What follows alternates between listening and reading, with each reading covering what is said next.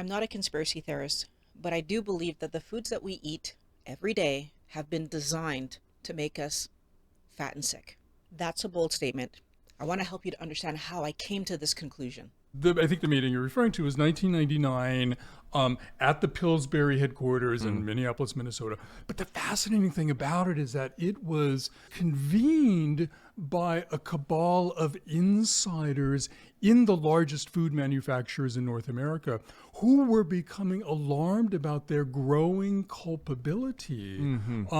In not just obesity, diabetes, but they felt their products were rightfully so being linked to several types of cancers. And they brought the heads of the biggest companies together secretly to talk about how they were going to deal with this problem from a corporate standpoint. And in fact, this cabal of insiders were pleading with the company's officials to do something to turn the corner on behalf of consumers, make their products more healthier, cut back on the marketing of the junkier stuff. The biggest response came from the then CEO of General Mills. He said, look, I mean, we make a low salt version of our products, put on the shelf if people want that. We're adding whole grains to some of our cereals. We are sensitive to consumers and to health, but you have to realize that we are also beholden to shareholders. And there is no way we're going to mess around with the company jewels, he said, referring to salt, sugar, fat, if that's going to diminish the appeal of our products. And by and large, that's the position of the food industry going forward even today. It was Howard Moskowitz who coined the term, the bliss point, to apply to that sort of perfect amount of sugar in foods. And it is kind of a precise point on a bell-shaped curve. The really kind of important thing for me about that, though, was the food companies marched around the grocery store adding sugar to things that weren't sweet before. Salad dressing. And salad dressing, yogurt, pasta sauce, creating kind of this expectancy in us that everything should be sweet. I'm really tired of companies trying to trick us into giving them our hard-earned money. They have a budget to let them hire people to make commercials to get us to eat their garbage food. They have a budget for scientists to make the food hyperpalatable, which is a fancy word for addictive, so that we eat more of it than we ever planned to. But somehow, something that I'm so confused about, they don't have budget to put good quality ingredients into the foods that they expect us to eat. The biggest offenders in my mind are, of course, processed foods. But I want you to stay to the end because I have a few things to say about whole foods that I think we all need to start thinking about. If you've been watching me for a while, you know that I don't endorse processed foods. Although I do know that some people used healthy processed foods, so keto friendly, to transition from normal cookies, normal junk to less toxic junk down to not eating them at all.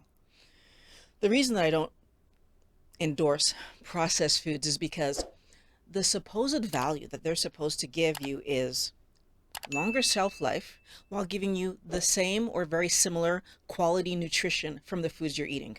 But I want you to consider if that's really what you see when you go walking through the grocery store aisles.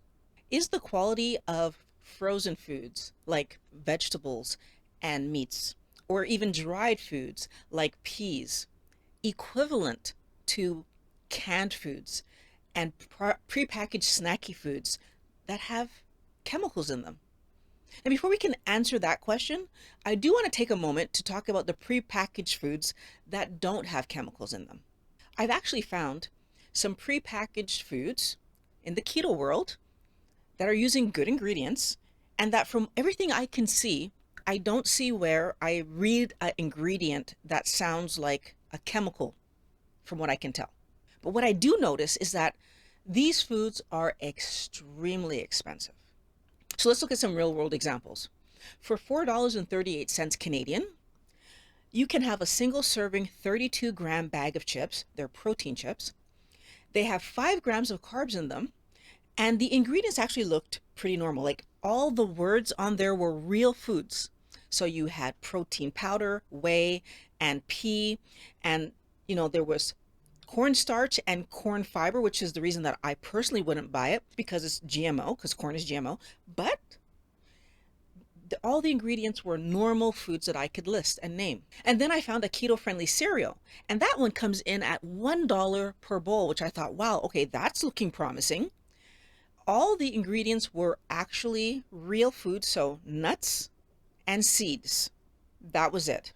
At $1 per bowl, I was thinking this is going to be something that people could eat when I looked at the image of this full bowl of cereal until I looked at the serving size.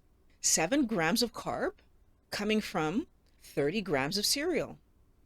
Well, 30 grams of cereal is 2 more grams than 1 ounce. 1 ounce of nuts is a serving. 2 ounces of seeds generally is a serving. First of all, that's not a lot in terms of compared to what you're seeing on the package, what's in the bowl versus what they're actually telling you can have. Now, this package had 300 grams in it. It said it had 11 servings in it. So in fact, it was only 27 grams of cereal that you're able to have. So now you're not even having an ounce. That's not a lot of cereal. The packaging was misleading. We're back to this idea of companies trying to trick us into buying their stuff, pouring this bowl of cereal, not reading the label, and possibly overeating. Let's turn our attention back to the standard processed food that's in the grocery store. So all those middle aisles, where we know the quality of the food is not at par. So how do they get us to buy this stuff?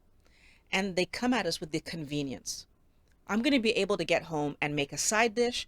I'm going to be able to have something on hand to eat when I get hungry that travels well, like a bar in my purse compared to an apple or banana wouldn't travel very well. They're getting me to look at my food from a convenience level rather than looking at my food from a health level.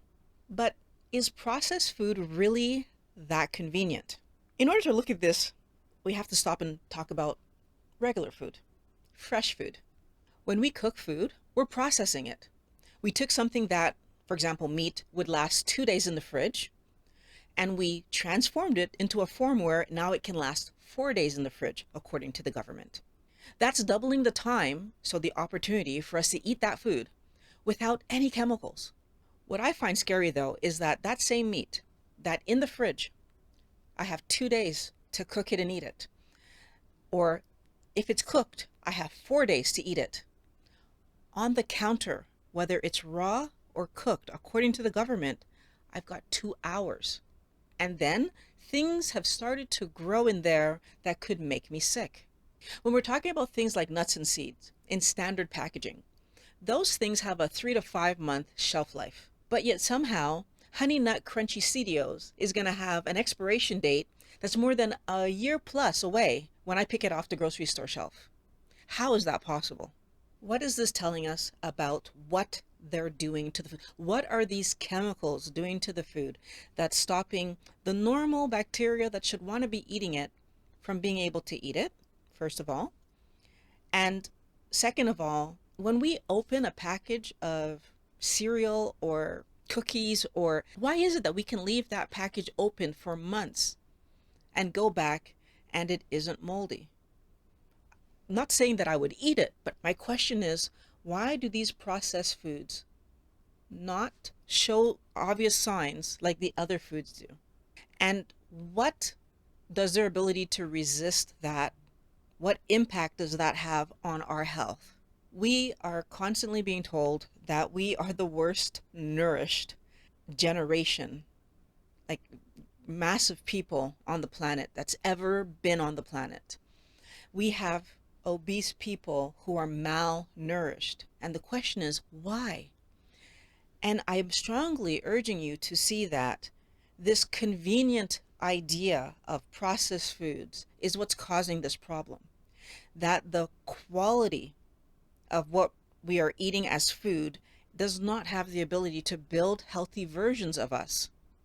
And it's showing itself in our malnutrition, even though our weight continues to rise. The food that you choose to eat should be natural, whole foods. I am not a conspiracy theorist. What I am is a person that's looking at the research, that's looking at what the doctors have to say. I'm looking at what the doctors who are talking about this are now saying they are themselves eating and the impact that I see that it's had on their health. And I'm sharing with you the impact that it's had on my health. As I sit here in front of you, 4 years into eating a healthy keto lifestyle, at my healthy weight, feeling good in my body for the first time in years of being on the planet. What you need to do is eat healthy, whole foods. If you want to know what motivates food companies to feed us this garbage, I have a video linked right here that goes into how much they actually make on selling us this crap.